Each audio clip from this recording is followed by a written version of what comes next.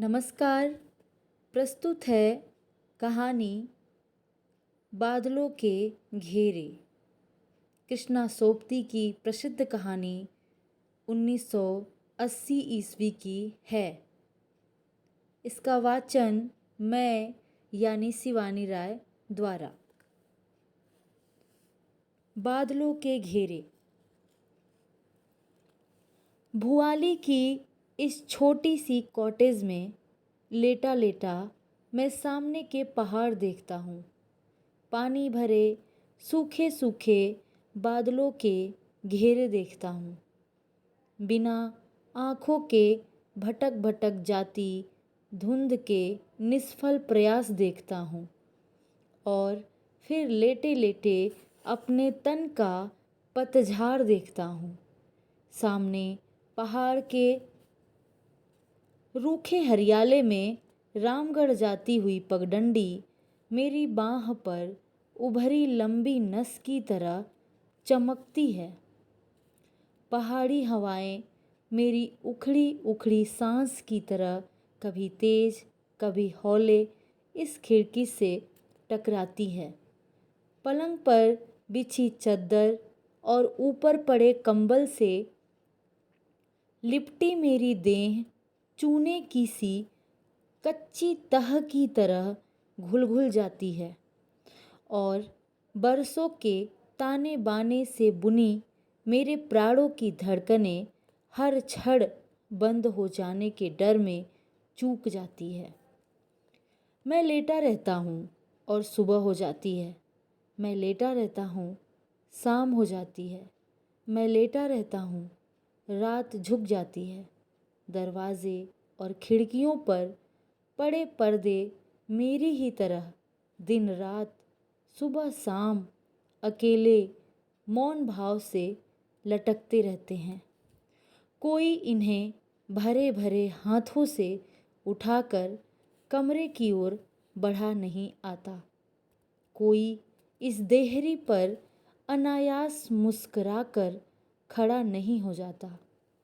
रात सुबह शाम बारी बारी से मेरी सैया के पास घिर घिर आते हैं और मैं अपनी इन फीकी आँखों से अंधेरे और उजाले को नहीं, लोहे के पलंग पर पड़े अपने आप को देखता हूँ। अपने इस छूटते छूटते तन को देखता हूँ और देखकर रह जाता हूँ। आज इस रह जाने के सिवाय कुछ भी मेरे वश में नहीं रह गया। सब अलग सा पड़ा है। अपने कंधों से जुड़ी अपनी बाहों से को देखता हूँ। मेरी बाहों में लगी वे भरी भरी बाहें कहाँ है? कहाँ है वह सुगंध भरे केस जो मेरे वक्ष पर विच बिछ जाते थे? कहाँ है वे रस भरे अधर जो मेरे रस में भीग भीग जाते थे? सब था, मेरे पास सब था, बस मैं आज सा नहीं था। जीने का संग था, सोने का संग था और उठने का संग था। मैं धुले धुले सिरहाने पर सिर डालकर सोता रहता और कोई हौले से चूम कर कहता, उठोगे नहीं, भोर हो गई। आंखें बंद किए किए ही हाथ उस मोह भरी देह को घेर लेते और रात के बीते छड़ों को सूंघ लेने के लिए अपनी ओर झुकाकर कहते, इतनी जल्दी क्यों उठती हो? हल्की सी हंसी और बाहें खुल जाती हैं, आंखें खुल जाती हैं और गृहस्थी पर सुबह हो आती। फूलों की महक में नाश्ता लगता। धुले ताजे कपड़ों में लिपटकर गृहस्थी की मालकिन अधिकार भरे संयम से सामने बैठ रात के सपने साकार कर देती। प्याले में दूध उड़ेलती उन उंगलियों को देखता। क्या मेरे बालों को सहला सहला कर सिहरा देने वाला स्पर्श इन्हीं की पकड़ में है? आंचल को थामे आगे की ओर उठा हुआ कपड़ा जैसे दोनों ओर की मिठास को संभालने को सतर्क रहता। क्षण भर को लगता, क्या गहरे में जो मेरा अपना है यह उसके ऊपर का आवरण है, या जो केवल मेरा है वह इससे परे, इससे नीचे कहीं और है। एक शिथिल मगर बहती बहती चाह विभोर कर जाती। मैं होता मुझसे लगी एक और देह, एक शिथिल मगर बहती बहती चाह विभोर कर जाती। मैं होता मुझसे लगी एक और देह होती, उसमें मिठास होती जो रात में लहरा लहरा जाती। और एक रात भुआली के इस क्षयग्रस्त अंधियारे में आती है। कंबल के नीचे पड़ा पड़ा मैं दवा की शीशियाँ देखता हूँ और उन पर लिखे विज्ञापन देखता हूँ। घूंट भरकर जब इन्हें पीता हूँ तो सोचता हूँ, तन के रस रीत जाने पर हाड़ मांस सब काठ हो जाते हैं। मिट्टी नहीं कहता हूँ, क्योंकि मिट्टी हो जाने से तो मिट्टी से फिर रस उभरता है। अभी तो मुझे मिट्टी होना है। कैसे सरसते दिन थे, तन मन को सहलाते बहलाते उस एक रात को मैं आज के इस शून्य में टटोलता हूँ। सर्दियों के एकांत मौन में एकाएक किसी का आदेश पाकर मैं कमरे की ओर बढ़ता हूँ। बल्ब के नीले प्रकाश में दो अधखुली थकी थकी पलकें जरा सी उठती हैं और बाह के घेरे तले सोए शिशु को देखकर मेरे चेहरे पर ठहर जाती हैं, जैसे कहती हूँ, तुम्हारे आलिंगन को तुम्हारा ही तन देकर सजीव कर दिया है। मैं उठता हूँ, ठंडे मस्तक को अधरों से छूकर यह सोचते सोचते उठता हूँ कि जो प्यार तन में जगता है, तन से उपजता है, वहीं देह पाकर दुनिया में जी भी जाता है। पर कहीं एक दूसरा प्यार भी होता है, जो पहाड़ के सूखे बादलों की तरह उठ उठ आता है और बिना बरसे ही भटक भटक कर रह जाता है। वर्षों बीते। एक बार गर्मी में पहाड़ गया था। बुआ के यहाँ पहली बार उन आँखों को देखा था। धूपाती सुबह थी।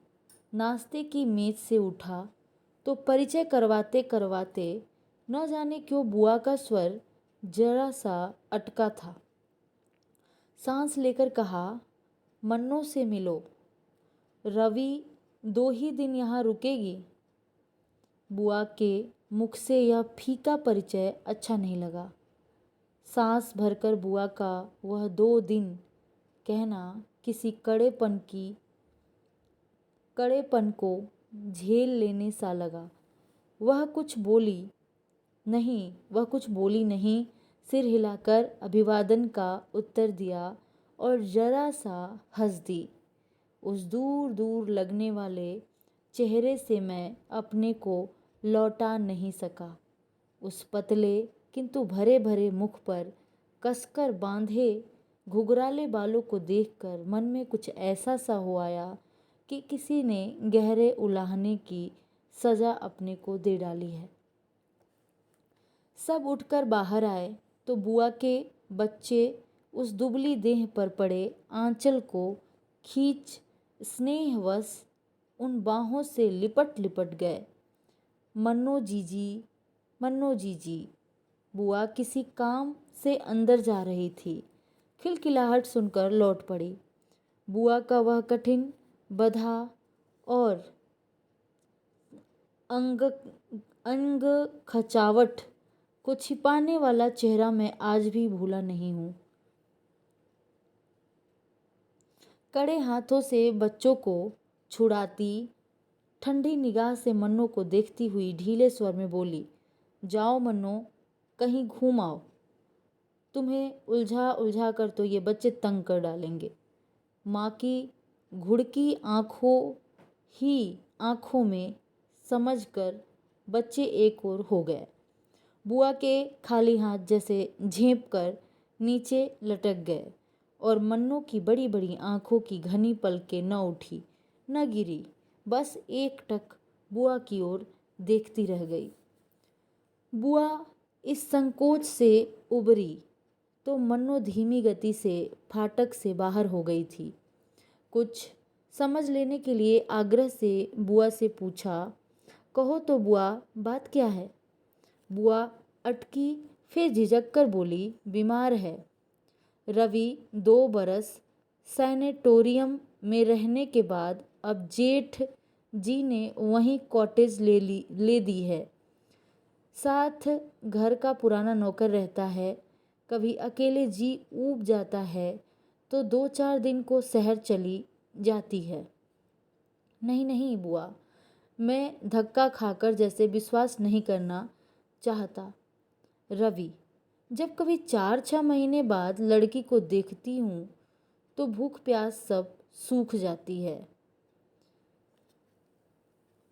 मैं बुआ की इस सच्चाई को कुरेद लेने को कहता हूँ।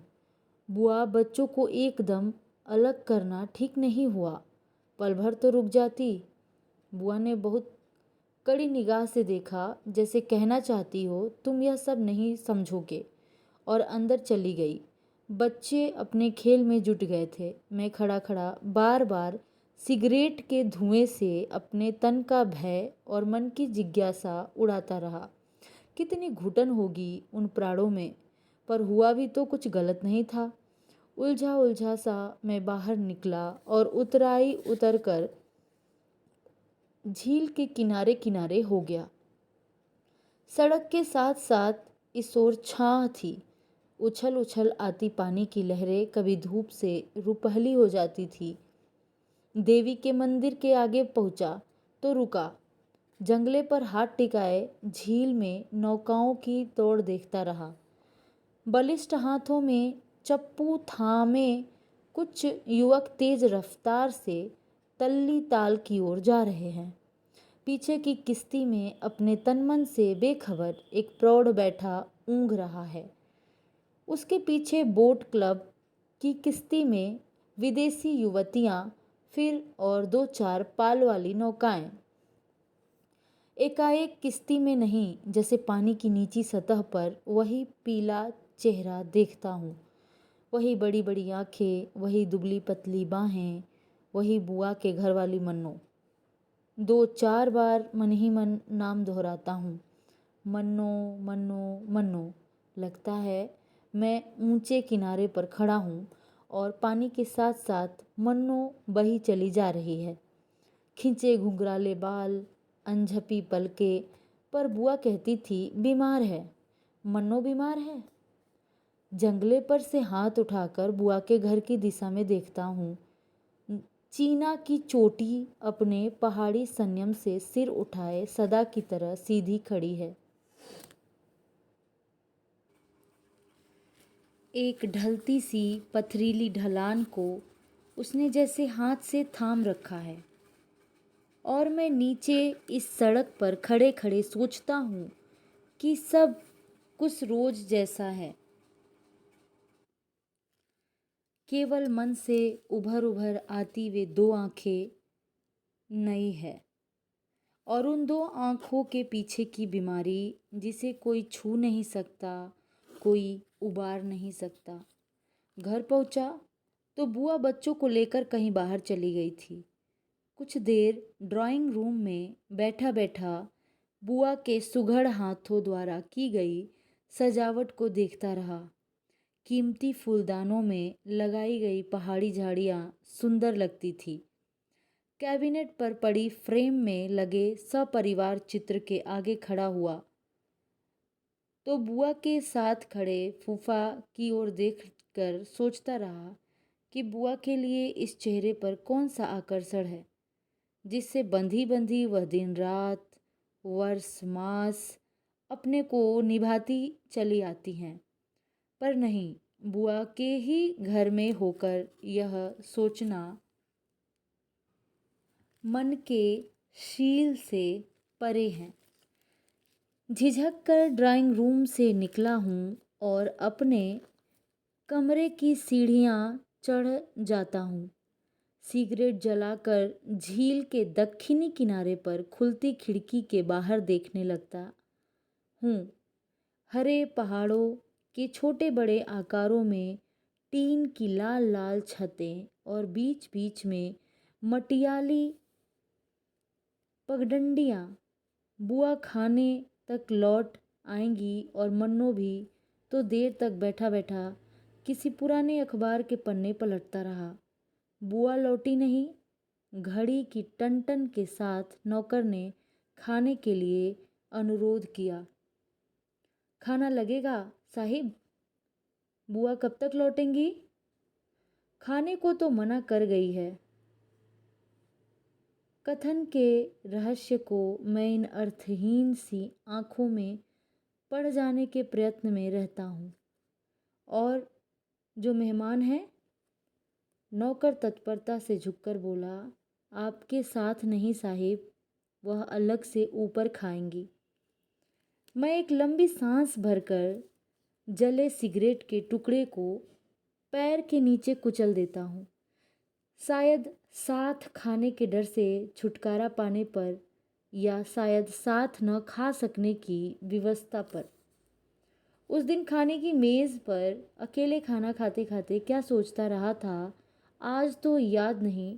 बस इतना सा याद है, कांटे छुरी से उलझता बार बार मैं बाहर की ओर देखता था। मीठा कौर मुंह में लेते ही घोड़े की टाप सुनाई दी। ठिठक कर सुना, सलाम साहिब। धीमी मगर सधी आवाज़, 2 घंटे तक पहुंच सकोगे ना? जी हुजूर। सीढ़ियों पर आहट हुई और शायद अपने कमरे तक पहुंचकर ख़त्म हो गई। खाने के बर्तन उठ गए, मैं उठा नहीं। दोबारा कॉफ़ी पी लेने के बाद भी वहीं बैठा रहा। एकाएक मन में आया कि किसी के छोटे से परिचय से मन में इतनी दुविधा उपजा लेना कम छोटी दुर्बलता नहीं है। आखिर किसी से मिल ही लिया हूँ तो उसके लिए ऐसा सा क्यों हुआ जा रहा हूँ।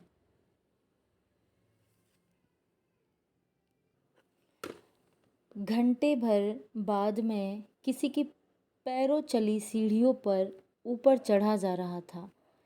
खुले द्वार पर पर्दा पड़ा था। हौले से थाप दी, चले आइए। पर्दा उठाकर देहरी पर पांव रखा। हाथ में कश्मीरी शॉल लिए मन्नो सूटकेस के पास खड़ी थी। देखकर चौंकी नहीं, सहज स्वर में कहा, आइए। फिर सोफे पर फैले कपड़े उठाकर कहा, बैठिए। बैठते बैठते सोचा, बुआ के घर भर में सबसे अधिक सजा और साफ कमरा यही है। नया नया फर्नीचर, कीमती पर्दे और इन सब में हल्के पीले कपड़ों में लिपटी मन्नो। अच्छा लगा। बात करने को कुछ भी न पाकर बोला, आप लंच तो? जी मैं कर चुकी हूँ। और भरपूर मेरी ओर देखती रही। मैं जैसे कुछ कहलवा लेने को कहता हूँ। बुआ तो कहीं बाहर गई हैं? सिर हिलाकर मन्नो शॉल की तह लगाती है और सूटकेस में रखते रखते कहती है, शाम से पहले ही नीचे उतर जाऊंगी। बुआ से कहिएगा एक दिन को आई थी। बुआ तो आती ही होंगी। इसका उत्तर न शब्दों में आया न चेहरे पर से। कहते कहते एक बार रुका, फिर न जाने कैसे आग्रह से कहा, एक दिन और नहीं रुक सकेंगी? वह कुछ बोली नहीं, बंद करते सूटकेस पर झुकी रही। फिर पल भर बाद जैसे स्नेह भरे हाथ से अपने वालों को छुआ और हंसकर कहा, क्या करूँगी यहाँ रहकर?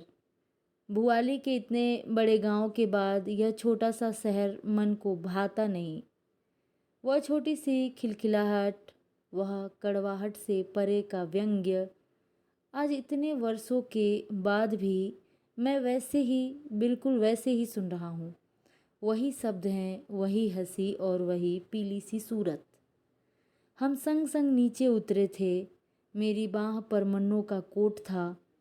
नौकर और माली ने झुककर सलाम किया और अतिथि से इनाम पाया। साइस ने घोड़े को थपथपाया। हुजूर चढ़ेंगी? उड़ती उड़ती नज़र उन आँखों की बाह पर लटके कोट पर अटकी। पैदल जाऊंगी, पैदल आऊंगी। घोड़ा आगे आगे लिए चलो। चाहा कि घोड़े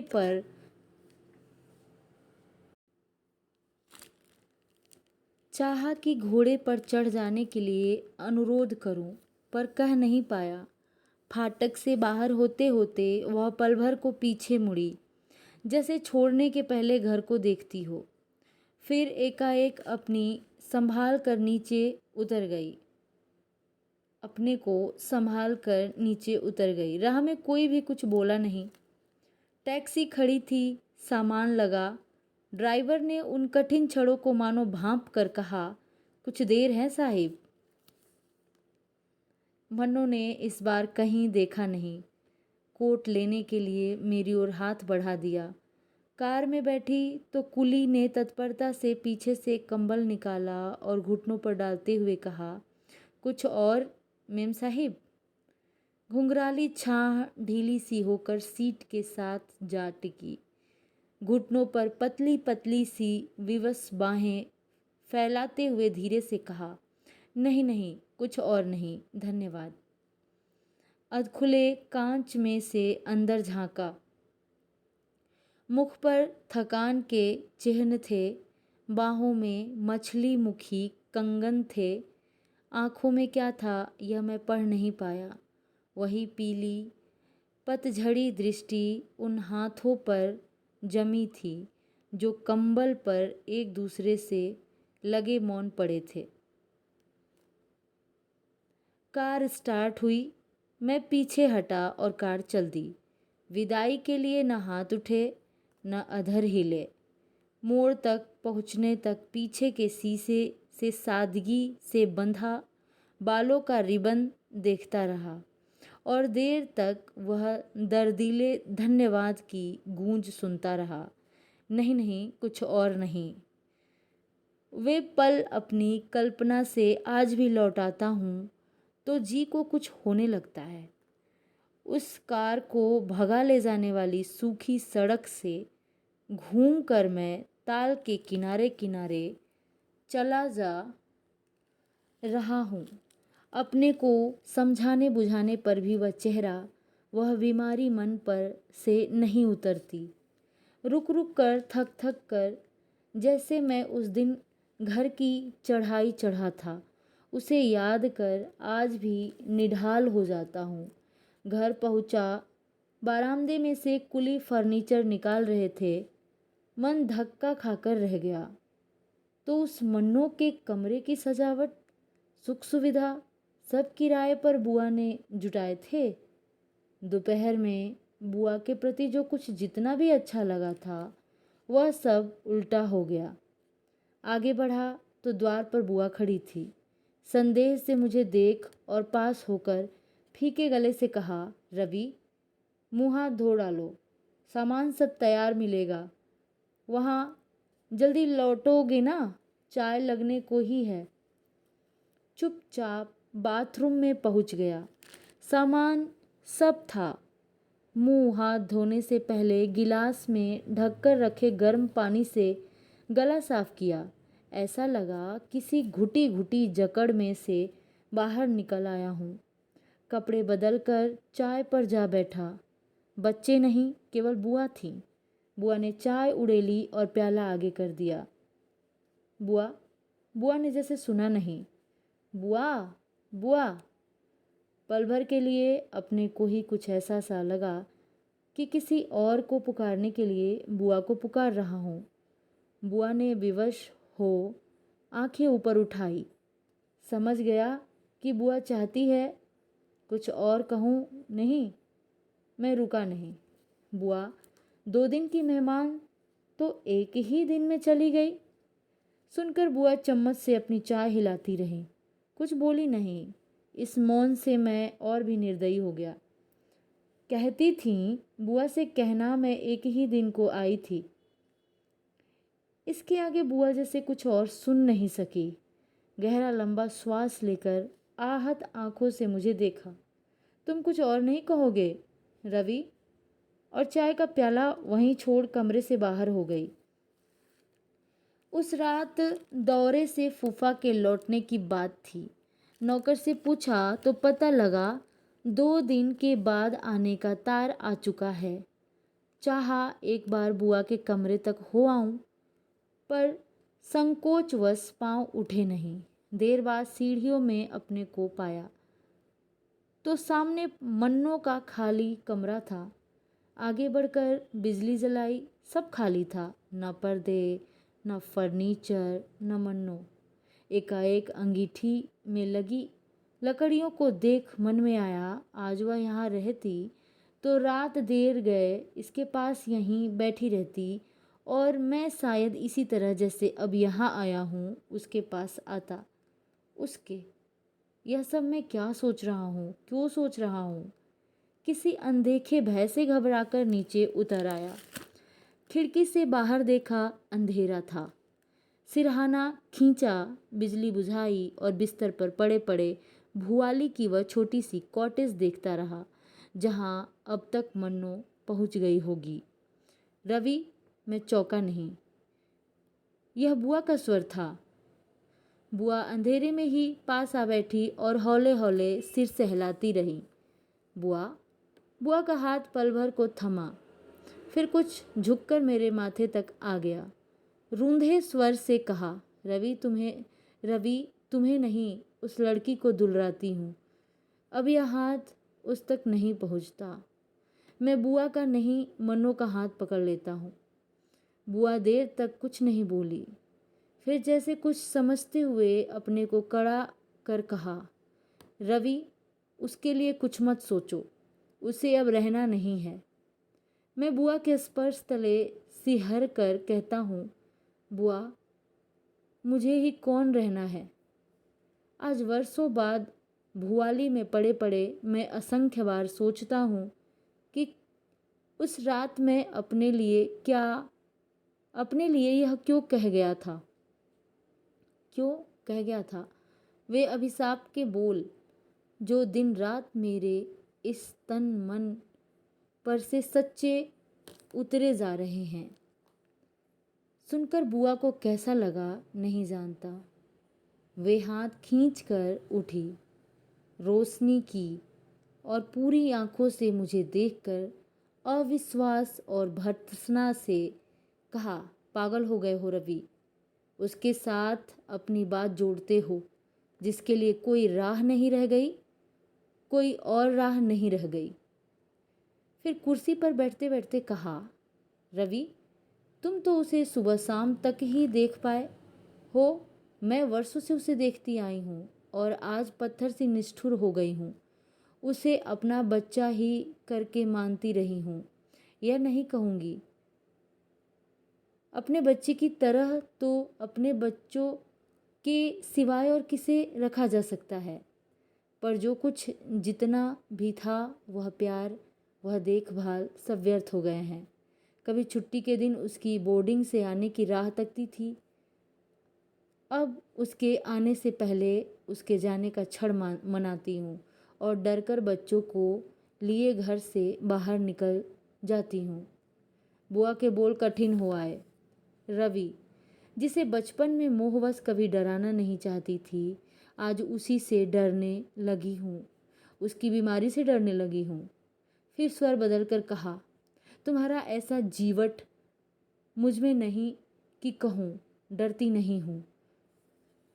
बुआ ने यह कहकर जैसे मुझे टटोला और मैं बिना हिले डुले चुपचाप लेटा रहा। बुआ असमंजस में देर तक मुझे देखती रही, फिर जाने को उठी और रुक गई। इस बार स्वर में आग्रह नहीं, चेतावनी थी। रवि, कुछ हाथ नहीं लगेगा। जिसके लिए सब राह रुकी हो उसके लिए भटको नहीं। पर उस दिन बुआ की बात मैं समझा नहीं, चाहने पर भी नहीं। अगली सुबह चाहा कि घूम घूम कर दिन बिता दूं। घोड़ा दौड़ाता लड़िया कोटा पहुंचा और उन्हीं पैरों लौट आया। घर की ओर मुंह करते करते न जाने क्यों मन को कुछ ऐसा लगा कि मुझे घर नहीं कहीं और पहुंचना है। चढ़ाई के मोड़ पर कुछ देर खड़ा खड़ा सोचता रहा और जब ढलती दोपहरी में तल्ली ताल की उतराई उतरा तो मन के आगे सब साफ था। मुझे भुआली जाना था। बस से उतरा। अड्डे पर रामगढ़ के लाल लाल सेबों के ढेर देखकर यह नहीं लगा कि यह भुआली है। बस में सोचता आया था कि वहाँ घुटन होगी, पर चीड़ के ऊंचे ऊंचे पेड़ों से लहराती हवाएं बह बह आती थीं। छाह ऊपर उठती है, धूप नीचे उतरती है और भुआली मन को अच्छी लगती है, तन को अच्छी लगती है। चौराहे से होकर पोस्ट ऑफिस पहुंचा, कॉटेज का पता लगा लिया और छोटे से पहाड़ी बाजार में होता हुआ पाइन्स की ओर हो लिया। खुली चौड़ी सड़क के मोड़ से अच्छी सी पतली राह ऊपर जा रही थी। जंगले से नीचे देखा, अलग अलग खड़े पहाड़ों के बीच की जगह पर एक खुली चौड़ी घाटी बिछी थी। तिरछे सीधे छोटे छोटे खेत किसी के घुटने पर रखे कसीदे के कपड़े की तरह धरती पर फैले थे। दूर सामने दक्षिण की ओर पानी का ताल धूप में चांदी के थाल की तरह चमकता था। इस पहली बार भुआली आने के बाद मैं एक बार नहीं कई बार यहाँ आया, लौट लौट कर यहाँ आया, पर उस आने जैसा आना तो फिर कभी नहीं आया। मैं चलता हूँ और कुछ सोचता नहीं हूँ। न यह सोचता हूँ कि मन्नों के पास जा रहा हूँ, न यह सोचता हूँ कि मैं जा रहा हूँ, बस चला जा रहा हूँ। पेड़ के तने पर लिखा है पाइन्स। लकड़ी का फाटक खोलता हूँ और गमलों की कतारों के साथ साथ बरामदे तक पहुँच जाता हूँ। कारपेट पर हौले हौले पाँव रखता हूँ कि कम आवाज़ हो। द्वार खटखटाता हूँ और झुकी कमर पर अनुभवी चेहरा इधर बढ़ा आता है। जान लेता हूँ कि यही पुराना नौकर है। घर में है? बिटिया को पूछते हो बेटा? मैं सिर हिलाता हूँ। बिटिया नीचे ताल को उतरी थी, लौटती ही होंगी। मैं बाहर खुले में बैठा बैठा प्रतीक्षा करता हूँ। मन्नो अब आ रही है, आने वाली है, आती ही होगी। थक कर फाटक की ओर पीठ कर लेता हूँ। जब ये सोचूंगा कि वह देर से आएगी तो वह जल्दी आएगी। घोड़े की टाप सुन पड़ती है। अपने को रोक लेता हूँ और मुड़कर देखता नहीं। बाबा, पुकार सा स्वर। लगा कि दो आंखें मेरी पीठ पर है। उठा, बढ़कर मन्नो की ओर देखा। आंखों में न आश्चर्य था, न उत्कंठा थी, न उदासीनता थी, बस मन्नो की ही आंखों की तरह वह दो आंखें मेरी ओर देखती चली गई थी। बाबा, बूढ़ा नौकर लपक कर घोड़े के पास आया और लाड़ के से स्वर में बोला, उतरो बिटिया, बहुत देर कर दी, और हाथ आगे बढ़ा दिया। मन्नो सहारा लेकर नीचे उतरी। तनिक अम्मा को तो बुलाओ। बाबा, मेरी जी अच्छा नहीं। सुख तो है बिटिया। चिंता का यह स्वर सुनकर बिटिया जरा सा हंस दी, फिर रुककर लंबी सांस भरकर बोली, अच्छी भली हूँ बाबा, बड़ी अम्मा से कहो बिछौना लगा दे। बाबा ने बिटिया के लिए कुर्सी खींच दी, फिर सहम कर पूछा, बिटिया लेटोगी? हाँ बाबा। इस बार मन्नू ने झिझक से बाबा की ओर देखा नहीं, जैसे कोई अपराध बनाया हो। फिर मेरी ओर झुककर कहा, क्या बहुत देर हुई? नहीं, मैं सिर हिलाता हूँ पर आंखें नहीं। ठहर कर अधिकार से पूछता हूँ, क्या जी अच्छा नहीं? मन्नू ने पल भर को थकी थकी पलकें मूंद ली और कुछ बोली नहीं। बूढ़ी दासी दौड़ी दौड़ी शॉल लिए आई और कंधों पर उड़ाकर जैसे अपने को ही दिलासा देने के लिए कहा, मन्नो ख्याली क्यों घबराने लगी, अभी सब ठीक हुआ जाता है, इनके लिए चाय भेजूं? मन्नो एकदम कुछ कह नहीं पाई, फिर कुछ सोचकर बोली, अम्मा पूछ देखो पिएंगे तो नहीं। मैं कुछ ठीक ठीक समझा नहीं, व्यस्त होकर कहा, नहीं नहीं, मुझे अभी कुछ भी नहीं पीना है। मन्नू ने जैसे न सुना न मुझे देखा ही। फिर जैसे अम्मा को मेरे परिचय की गंभीरता जताने के लिए पूछा, चाची तो अच्छी है, अभी चाचा लौटे तो न होंगे? बड़ी माँ झट समझ गई। मन्नू की चाची के यहाँ से आया हूँ, बोली, बेटा आने की खबर देते तो मन्नू के लिए कुछ मंगवा लेती। बड़ी माँ, अंदर जाके देखो ना, मैं थकी हूँ, अब बैठूंगी नहीं। मैं लज्जित सा बैठा रहा, कुछ फल ही लिए आता। मन्नू कुछ देर मेरे चेहरे पर मेरा मन पड़ती रही, फिर धीमे से ऐसी बोली मानो मुझे नहीं अपने को कहती है, यहाँ न कुछ लाना ही ठीक है, न यहाँ से कुछ ले ही जाना। मैं अपनी नाम समझी पर पछता कर रह गया। मनु अंदर चली तो आप ही आप मैं भी साथ हो लिया। कंबल उठाकर बड़ी माँ ने बिटिया को लिटाया, बाल ढीले करते करते माथे को छुआ और मेरे लिए कुर्सी पास खींचकर बाहर हो गई। मन्नो मन्नो बोली नहीं, दुबली सी बाह तनिक सी आगे की और फिर एकाएक कुछ सोचकर पीछे खींच ली। आज जब स्वयं भी मन्नो सा बन गया हूँ, 100 बार अपने को न्यौछावर कर उसी क्षण को लौटा देना चाहता हूँ। मैं कुर्सी पर बैठा बैठा क्यों उस बाँह को छू नहीं सका था, क्यों उस हाथ को सहला नहीं सका था। उमड़ते मन को किसी ने जैसे जकड़ कर वहीं उस कुर्सी पर ठहरा लिया था। क्या था उस झिझक में, क्या था उस झिझकने वाले मन में? रहा होगा यही भय, रहा होगा जो अब मुझसे मेरे प्रियजनों को दूर रखता है। उस रात जब जाने को उठा था तो आँखों का मोह पीछे बांधता था, मन का भय आगे खींचता था, और जब जल्दी जल्दी चलकर डाक बंगले में पहुंच गया तो लगा कि मुक्त हो गया हूँ, छड़ छड़ जगड़ते बंधन से मुक्त हो गया हूँ। उस अभागी रात में जो मुक्ति पाई थी वह मुझे कितनी फली। चाहता हूँ आज एक बार मन्नू देखती तो। रात भर ठीक से सो नहीं पाया, बार बार नींद में लगता कि भुआली में हूँ, भुआली में सोया हूँ। वहीं पाइंस का बड़ी बड़ी खिड़कियों वाला कमरा है। मन्नो के पलंग पर लेटा हूँ और पास पड़ी कुर्सी पर बैठी बैठी मन्नो अपनी उन्हीं 2 आँखों से मुझे निहारती है। मैं हाथ आगे करता हूँ और वह थोड़ा सा हंसकर सिर हिलाती हुई कहती है, नहीं इसे कंबल के नीचे कर लो, अब इसे कौन छुएगा। मन्नो मन्नो कुछ कहती नहीं, हंस भर देती है। रात भर इन दुःस्वप्नों में भटकने के बाद जगा तो बुआ दिख पड़ी, कुछ हाथ नहीं लगेगा रवि। उस सुबह फिर मैं रुका नहीं, न डाक बंगले में न भुआली में। बस के अड्डे पर पहुंचा तो धूप में बुझी बुझी भुआली मुझे भयावनी लगी।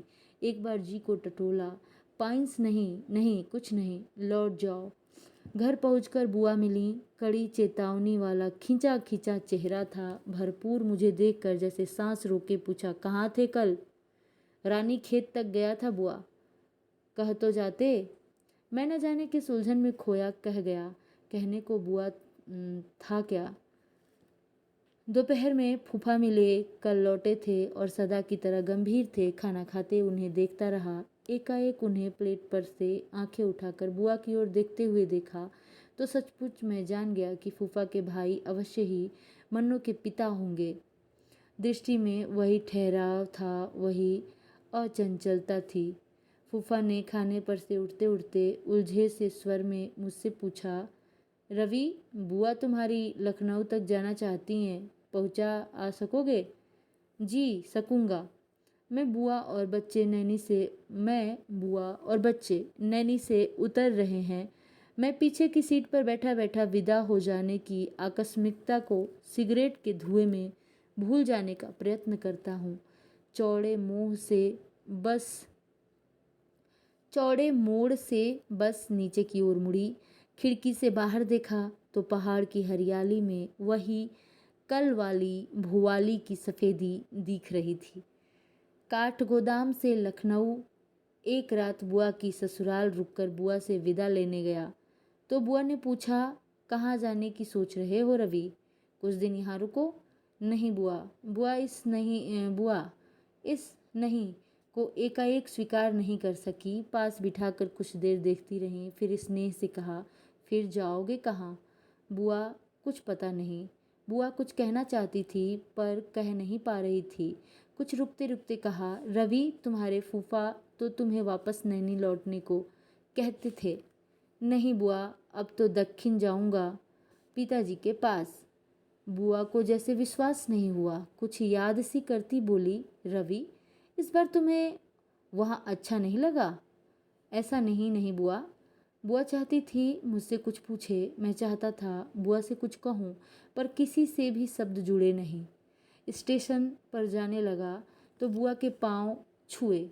बुआ बहुत बड़ी नहीं हैं मुझसे, पिताजी की सबसे छोटी मौसेरी बहन होती हैं, पर दिल में कुछ ऐसा सा लगा कि बुआ का आशीर्वाद चाहता हूँ। बुआ हैरान हुई, फिर हंसकर बोली, रवि तुमने पाँव छुए हैं तो आशीर्वाद जरूर दूंगी, बहुत सुंदर बहू लाओ पाओ। मैं न हंसा न लजाया। बुआ चुप सी रह गईं। जिस नटखट भाव से वह कुछ कह गई थीं उसे मानो अनदेखे संकोच ने घेर लिया। टिकट लिया, कुली के पास सामान छोड़ प्लेटफॉर्म पर घूमने लगा। आमने सामने कोई गाड़ी नहीं थी। लाइनों पर बिछे खालीपन ने उलझे मन को एकाएक खोल दिया। जो कुछ भी सोच रहा था सोचता चला गया। मन न भुआली पर अटका, न पाइंस पर, न मन्नों पर। पिछला सब बीत गया। लगा बुआ का आशीर्वाद कल्पना में मुखर हो आया। घर होगा, घर की रानी होगी, मैं हूँगा। बुआ का आशीर्वाद झूठ नहीं निकला। सच में ही मेरा घर बना, सुंदर घरनी आई और उसे मैं ही ब्याह कर लाया। पर उस दिन जहाँ का टिकट ले लिया था वहाँ की गाड़ी मुझे खींचकर प्लेटफॉर्म पर से ले जा नहीं सकी। गाड़ी आ लगी है, कुली सामान लगाता है और मैं बाहर खड़े खड़े देखता हूँ मुसाफिर, कुली, सामान, बच्चे, बूढ़े। साहिब गाड़ी छूटने में 10 मिनट है। मैं अपनी घड़ी देखता हूँ और सिर हिला देता हूँ कि मैं जानता हूँ। कुली एक बार फिर अंदर जाकर असबाब ऊपर नीचे करता है और साफा ठीक करते हुए बाहर निकलकर कहता है, हरी बत्ती हो गई है साहिब। बत्ती की ओर देखता हूँ और देखता चला जाता हूँ। वही कद है, वही दुबली पतली देह, वही धुला धुला सा चेहरा, वही। आवेश में कहता हूँ, कुली सामान उतार लो साहिब, जल्दी करो जल्दी। कुली फिर मेरे सामान के पास है। टिकट वापस कर नया ले लिया। स्टेशन से फल के टोकरे बंधवाए, चाय पी और बरेली के लिए गाड़ी में जा बैठा। जहाँ मुझे जाना है वहीं जाकर रहूँगा। जब मैं ही नहीं रुकता हूँ तो मुझे कौन रोकेगा, क्यों रोकेगा? घर में आगे लॉन में बैठा सर्दियों की ढलती धूप में अलसा रहा हूँ।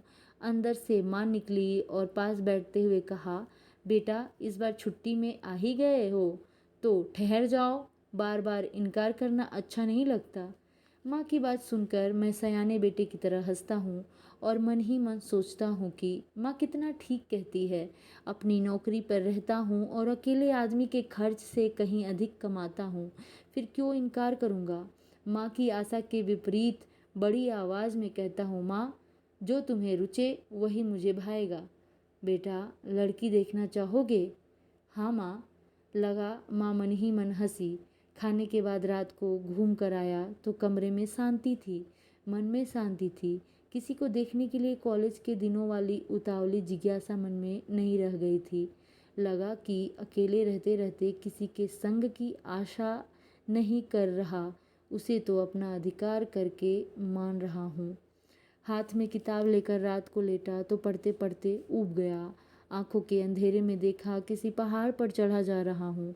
दूर चीड़ के पेड़ों के झुंड दिखते हैं।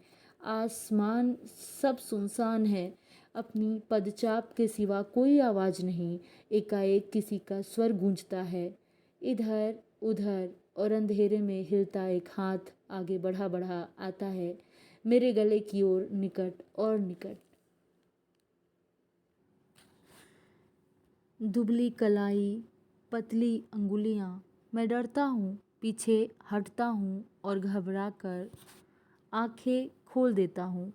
उठा खिड़की का पर्दा, उठाकर बाहर झांका।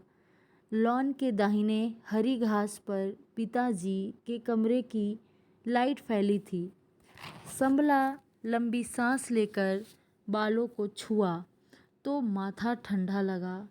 भयावना सूनापन, और अंधेरे में वह हाथ, मन से जिसे भुला चुका हूँ, उसे आज ही याद क्यों आना था? क्यों याद आना था? क्यों दिख जाना था उस हाथ को जो वर्षों गए पाइन्स की उतराई से उतरते उतरते मैंने अंतिम बार देखा था। छुआ था नहीं कहूँगा, क्योंकि असंख्य बार सोच सोच कर छू भर लेने के लिए बाँह आगे करना छू लेना नहीं होता। महीना भर नैनी में रहते हुए बार बार भुआली से लौटने के बाद जब अंतिम बार मैं मन्नू के पास से लौटा था तो लौट लौट कर उस लौटने को न लौटना करना चाहता था। 3 बार नीचे उतरा था और 3 बार मुड़कर ऊपर गया था। मन्नू सॉल में लिपटी आराम कुर्सी पर अधलेटी थी। पास खड़े होकर उसकी चुप्पी को जैसे उस पर से उतार लेने को उदास स्वर में कहा, कल तो नैनी से नीचे उतर जाऊंगा।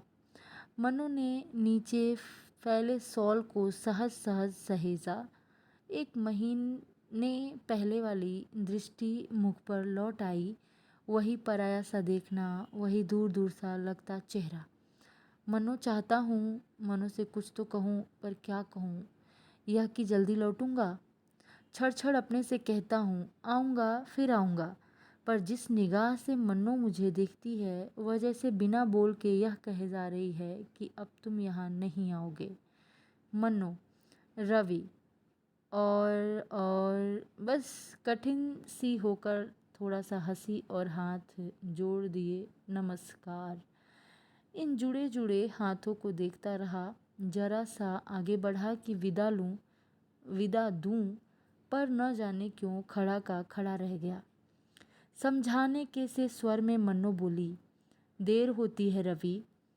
जी भरकर देखने वाली अपनी आँखों को झुकाकर मैं जल्दी जल्दी नीचे उतर गया। मैं फिर लौटूंगा, फिर, पर क्या सदा के लिए चला जा रहा हूँ? मुड़कर पीछे देखा और खींचकर ठिठक गया। मन्नो वही उसी मुद्रा में बैठी थी। मानो वह जानती थी कि लौटूंगा। साथ पड़ी कुर्सी की ओर संकेत कर कहा, बैठो रवि। स्वर में न व्यथा थी, न संग छूटने की उदासी थी, न मेरे आने का आश्चर्य था। आंखों ही आंखों ने कुछ ऐसा देखा जैसे पूछती हो, कुछ कहना है क्या? मैं अपने को बच्चे की तरह छोटा करके कहता हूँ, मन्नो, मन नहीं होता जाने को। मन्नो कुछ देर तक देखती रहती है। मैं चाहता हूँ मन्नो कुछ भी कहे तो। एक छोटी सी सांस जैसे छोटी से छोटी घड़ी के लिए उसके गले में अटकी, फिर घने स्वर में कहा, एक न एक बार तो तुम्हें चले ही जाना है रवि। मैं हाथों से घेर कर उस देह को नहीं तो उस स्वर को छू लेना चाहता हूँ, चूम लेना चाहता हूँ। मन्नो, आगे बढ़ता हूँ। कुछ रोक लेने की, थाम लेने की मुद्रा में मन्नो दोनों हाथ आगे डाल देती है। बस मन्नो, अपना अनुरोध उस तक पहुंचाना चाहता हूँ। नहीं, इस नहीं कि आगे नहीं है और कुछ नहीं। मन्नो दुबला सा हाथ हिलाकर आंखों से मुझे विदा देती है और मैं विवश सा, व्यर्थ सा नीचे उतरता हूँ। आंखों पर धुंध सी उमड़ आती है। संभलता हूँ और एक बार फिर पीछे देखता हूँ। बिल्कुल ऐसे लगता है कि किनारे पर खड़ा हूँ और किश्ती में बैठी मन्नो बही चली जा रही है। वह मुझे नहीं देखती, नहीं देखती। उसकी आँखों के आगे उसके अपने हाथों की रोक है, अपने हाथों की ओट है।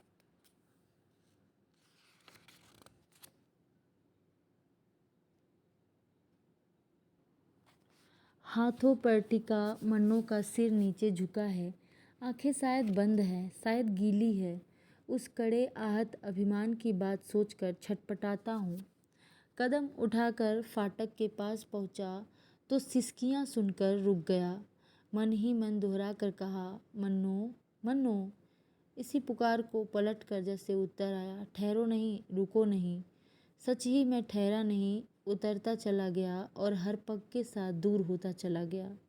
उस कॉटेज से, कॉटेज में रहने वाली मन्नू से, मन्नू की उन दो आँखों से, पर मन्नू की स्मृति से नहीं।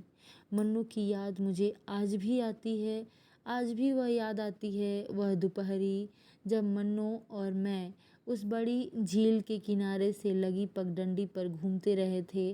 मीठा मीठा सा दिन था। पहली बार उस पीले चेहरे की मिठास के सम्मुख में पानी सा बह गया था।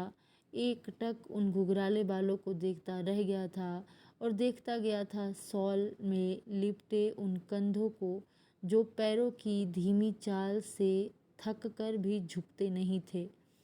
परिक्रमा का अंतिम मोड़ आया तो बहुत बड़े घने वृक्ष के नीचे देवी के दो छोटे छोटे मंदिर दिखे। टीन के कपाट बंद थे। कुछ अधिक न सोचकर आगे बढ़ने को हुआ कि मन्नू को देखकर रुक गया। खड़ी खड़ी कुछ देर सोचती रही, फिर जूते उतार नंगे पांव किनारे के पत्थरों से नीचे उतर गई। बड़े से पत्थर पर पांव जमाया और झुककर डंठल से कमल तोड़ वापस लौट आई। मैं तो कुछ सोच नहीं रहा था, बस देखता चला जा रहा था। शॉल सिर पर कर लिया था और उन बंद कपाटों के आगे वाली दहलीज पर फूल रखकर सिर नवा दिया। मंदिर के बंद कपाटों के आगे माथा टेक मन्नू उठी तो मानो मन्नू सी नहीं लग रही थी। ऐसे दिखा कि यह झुकी छाया मन्नू नहीं, मन्नू की व्यर्थ हो गई व्यवस्था थी, जिसने भाग्य के इन बंद कपाटों के आगे माथा टेक दिया था। इस निर्मम अकेलेपन के लिए मन में ढेर सा दर्द उठाया। बहते से स्वर में कहा, दर्शन करने का मन हो मनो तो किसी से पुजारी का स्थान पूछूं। मनु ने कुछ कहने से पहले स्वर को संभाला, फिर सिर हिलाकर कहा, नहीं रवि, ऐसा कुछ नहीं। मुझे कौन वरदान मांगने हैं। अपने लिए तो कपाट बंद हो गए हैं। बस इतना ही चाहती हूँ, यह कपाट उनके लिए खुले रहें जिनसे बिछुड़कर मैं अलग आ पड़ी हूँ। मनु को छूने का भय, उसके रोग का भय जो अब तक मुझे रोकता था, बींधता था, अलग जा पड़ा।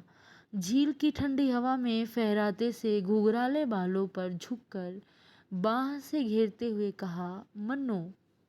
मन्नो चौकी नहीं, कंधे पर पड़ा हाथ धीरे से अलग कर दिया और समूची आंखों से देखते हुए बोली, रवि, जिसे तुम झेल नहीं सकते उसके लिए हाथ न बढ़ाओ। आवाज में न उलाहना था, न व्यंग्य था, न कटुता। बस जो कहने को था वही कहा गया था। इस कहने का उत्तर मैं उस दिन नहीं दे पाया। बार बार मन्नू के पास जाने पर भी नहीं दे पाया, और नहीं दे पाया विदा के उन क्षणों में जब मन्नू को रोता छोड़ मैं अंतिम बार पाइंस की उतराई उतरता चला गया था। जिस दुर्बलता से कायर बनकर डरा था, वह आज अपने ही पर ही बीत गई है। आज अपने लिए, मन्नू के लिए उस कायरता को कोसता हूँ। घर में चहल पहल थी। माँ को सुंदर बहू मिली, मुझे भली संगिनी। भोलेपन से मुस्कराती मीरा को देखता हूँ तो कहीं खो जाने को मन चाहता है, लेकिन अब खोऊंगा क्यों। अब तो बंध गया हूँ, बंधा रहूँगा। आसपास नाते रिश्ते हैं, मित्र बंधु हैं। ब्याह वाले घर के ऊंचे कहे सुनकर खुशी से मन उमड़ उमड़ आता है। कैसा आयोजन होता है, वह भी एक दिन तो बात शुरू हो जाती है, उसे संपूर्णतया पूर्ण कर दिया जाता है। इतने समूचे मन से ब्याह के सिवाय और क्या होता है, जो संपन्न होकर एक टेक पर, एक विराम पर पहुंच जाता है। तन मन, घर द्वार, अंदर बाहर सब एक ही प्यार में भीग जाते हैं। कल मीरा को लेकर समुद्र किनारे चला जाऊंगा। महीना भर रुककर वहाँ के लिए प्रस्थान करेंगे, जहाँ अब तक मैं बेघर सा होकर रहता रहा हूँ। इस अपार असीम सागर के किनारे एक दूसरे पर छा छा जाते हम घंटों घूमते रहे, बीच बीच में ठहरते और मोहवश एक दूसरे में छिपे अपने अपने प्यार को चूमते। सुबह शाम दिन रात कहाँ छिपते कहाँ डूबते, यह हम देख देख कर भी नहीं देखते थे। इसके बाद प्रहरों की तरह बीत गए वे 10 वर्ष। संग संग लगे बिछोह से दूर, मग्न दिन रात, मीरा और बच्चों से दूर इस कॉटेज में पड़ा पड़ा आज भी पीछे लौटता हूँ तो बहुत निकट से किसी सांस का स्वर सुनता हूँ। हम कितने सुखी हैं, कितने चाहता हूँ किसी की आंखों में देखकर इसका उत्तर दूँ, किसी को छू कर कुछ कहूँ, पर सुनने वाला कोई पास नहीं। बच्चों के लिए मीरा ने मेरा मुंह छोटा कर लिया। बच्चों के लिए मीरा ने मेरा मुंह छोटा कर लिया। गए महीने रानी खेत जाते मीरा बच्चों के संग घंटे भर को यहाँ रुकी थी। बरामदे में लेटे लेटे उन तीनों को ऊपर आते देखता रहा। फाटक पर पहुंचकर मीरा पल भर को ठिठकी थी, फिर दोनों हाथों से बच्चों को घेरे अंदर ले आई। मुन्ना, रानी, प्रणाम करो बेटा। बच्चों के झिझक से बंधे हाथ मेरी ओर उठे। देखकर कंठ भर आया। मेरा भाग्य मुझसे दूर, मुझसे अलग जा पड़ा है। मेरे ही बच्चे आश्चर्य की दृष्टि से मुझे देख माँ की आज्ञा का पालन कर रहे हैं। मीरा जब तक रही आंखें पोंछती रही, कुछ कहने को कुछ पूछने को उसका स्वर बंधा नहीं। अपने सुंदर सुकुमार बच्चों को अपने ही डर के कारण पूरी तरह निरख नहीं पाया। केवल मीरा की ओर देखता रहा कि जो आज मुझे मिलने आई है उसमें मेरी पत्नी कहाँ है वह जो सचमुच में मेरी थी। बारी आंखों से मीरा की कलाई की घड़ी देखने की निठुराई से आहत हो मैं फटी फटी रुंधी दृष्टि से फाटक की ओर देखने लगा कि मेरा ही परिवार कुछ क्षण में मुझे यहाँ अकेला छोड़ मुझसे दूर चला जाएगा। एक बार मन हुआ कि बच्चों को पकड़ने वाली उन दो बाहों को अपनी ओर खींच कर कहूँ, मैं तुम्हें नहीं जाने दूंगा, नहीं जाने दूंगा। पर बच्चों की छोटी छोटी आंखों का अपरिचय उस आवेश को दूर तक काटता चला गया। चौंक कर देखा, मीरा पास आकर झुकी और अधरों से मस्तक छूकर हौले से पीछे हट गई। उठ बैठा कि एक बार प्यार दूं, एक बार प्यार लूं, कि हाथों में मुंह छिपा रोते रोते मीरा इन बाहों से आ लगी।